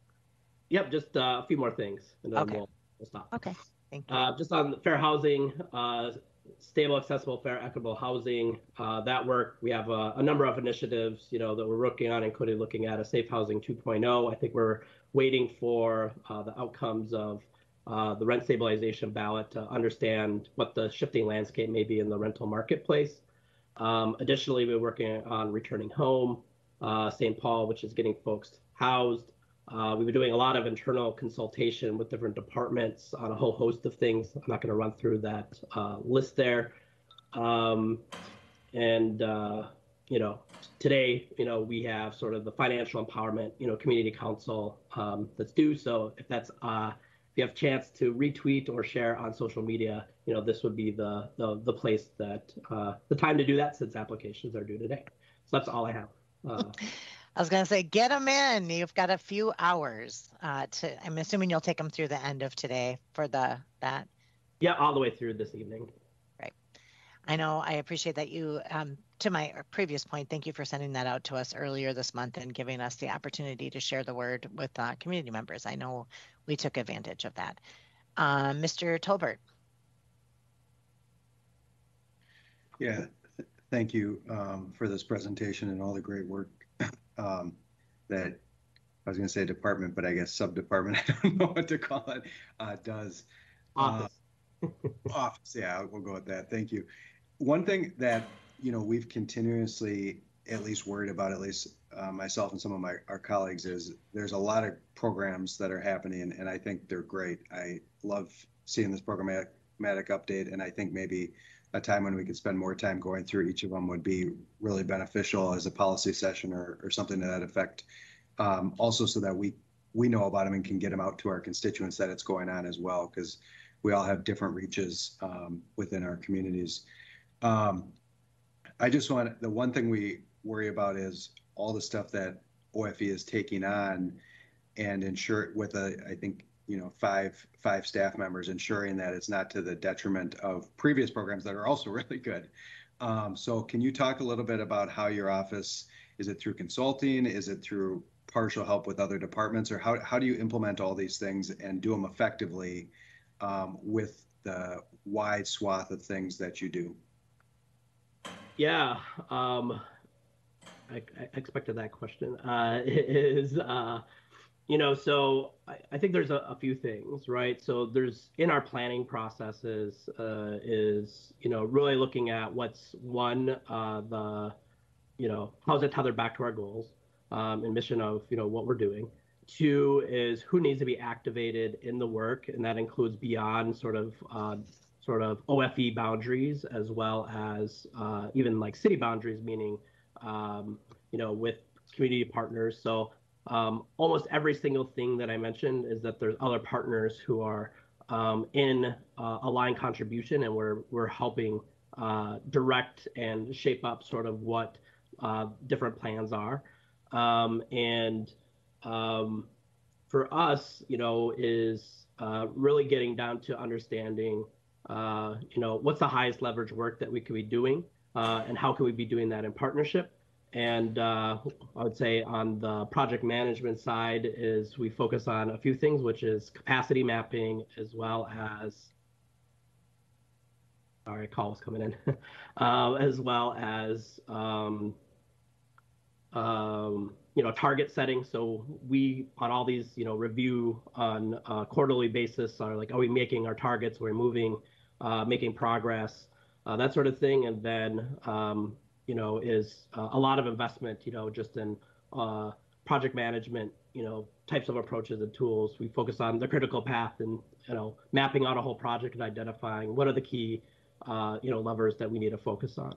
In terms of what OFE runs in and of itself, is College Bound St. Paul, People's Prosperity Pilot, and then the fair housing work. The rest of the things are all done through contracts, partnerships, and that sort of thing. So we talk about the broad swath of work, but really focused on what do we do in-house versus what are we aligning and pushing in our partnership space, investing in, that sort of thing. So when we're doing that partnership work, is the city funding that, or are we providing technical assistance to, I mean, I'm sure it's a mix depending on the program, but are we just providing the technical assistance, or are we funding it and providing the technical assistance for those contracts? Like you said, both and depends sort of on the circumstance. A lot of the things, are coming through grant, funded sources, whether that's, the Department of Human Services, philanthropy, those sort of things where we're pushing some of those dollars back out. And then our staff are, providing sort of the technical assistance and the support in implementation monitoring.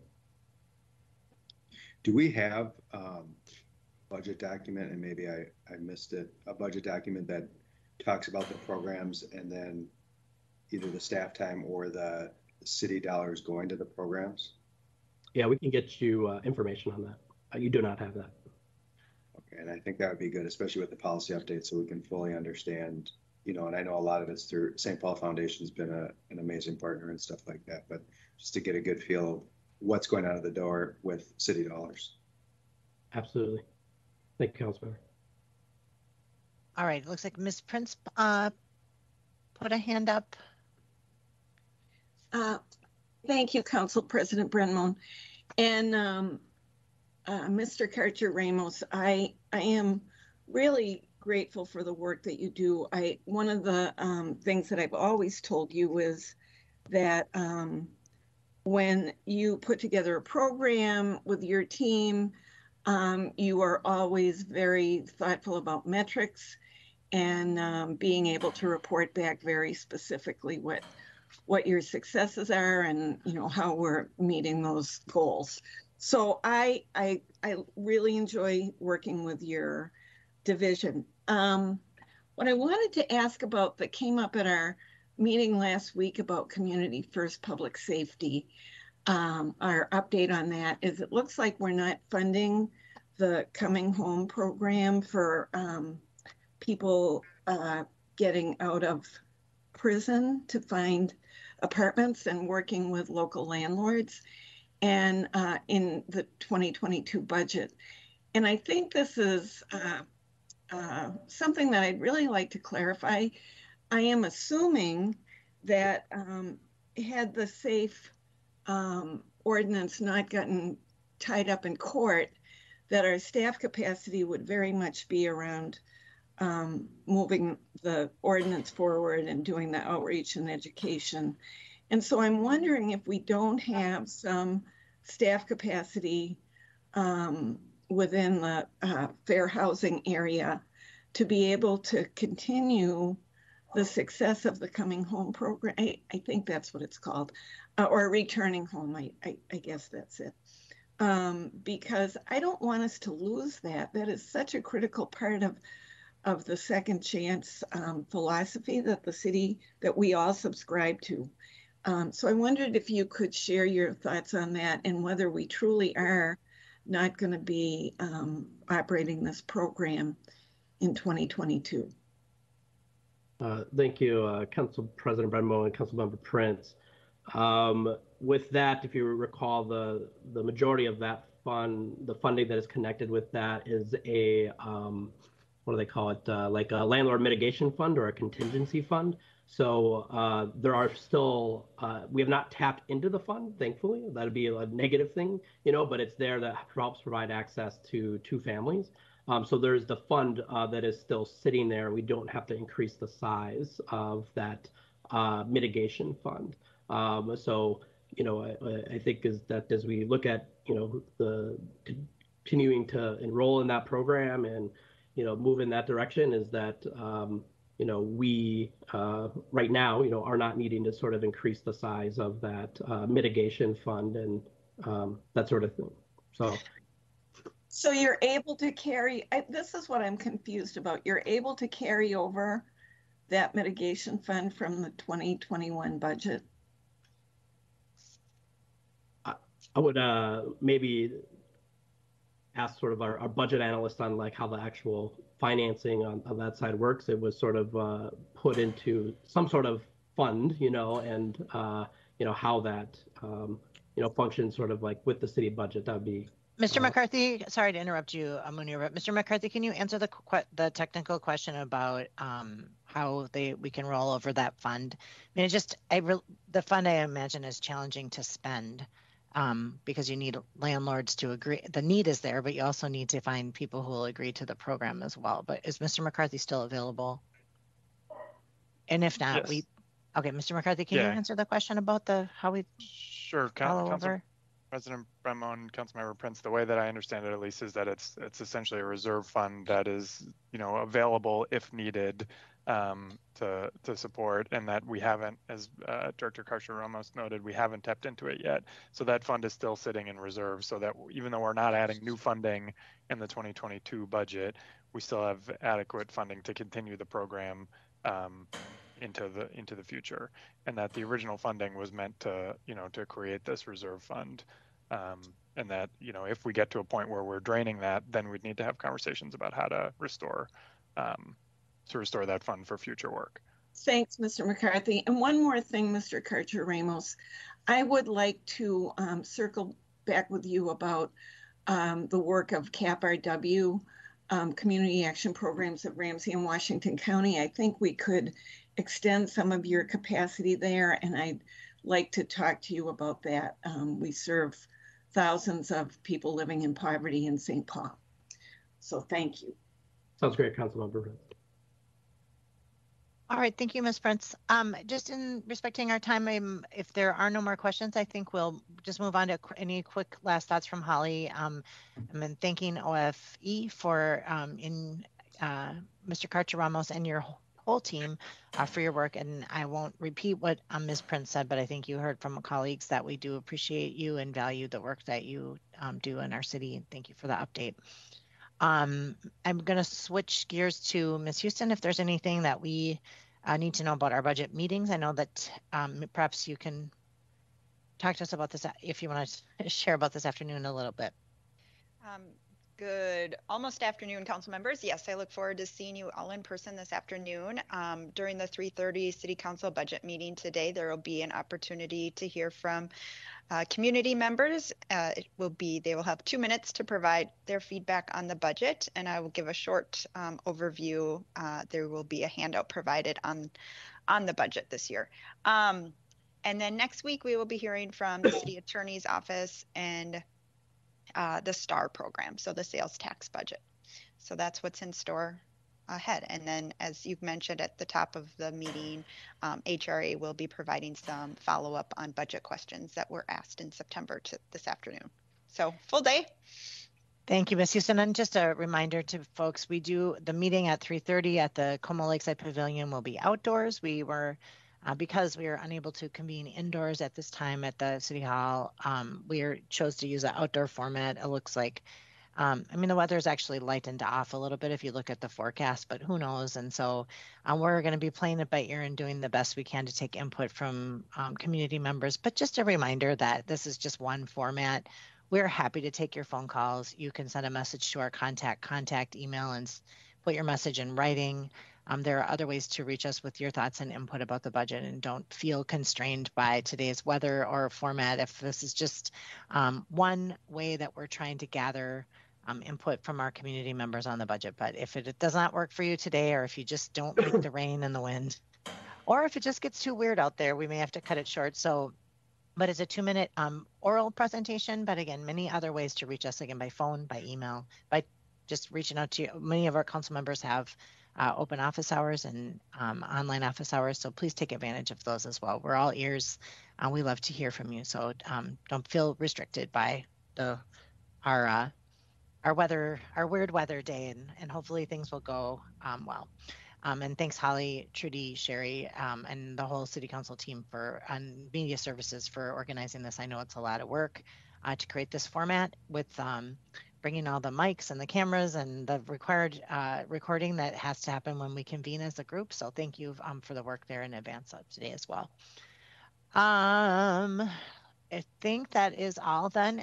Don't see, for some reason my Teams is like popping people's hands up, and so I'm going to have to reload this app so it doesn't happen later today. But Jane, did you just put your hand up? Just a really quick thought. You're messing with me. I know. I talked to one of our legislative delegation who said the report on the census in St. Paul is extremely interesting, and I would love to be able to get sort of a broad overview in the course of our budget process. I think it could be very helpful. So if there's any way to schedule that in at a future org meeting, that's all. And Council President Brendmoen, Councilmember Prince, that was initially scheduled for the 27th, and there's a conflict, so I do need to reschedule that. So that is on our radar. Thank you to Councilmember Jalali for bringing that forward as well. Great. Does anyone have their hand up? Okay. All right. That's what it looks like on my end. So I'm going to trust all the shaking heads and since there is nothing else to come before us, thanks everyone for this morning, and we'll see you again later today. We are adjourned.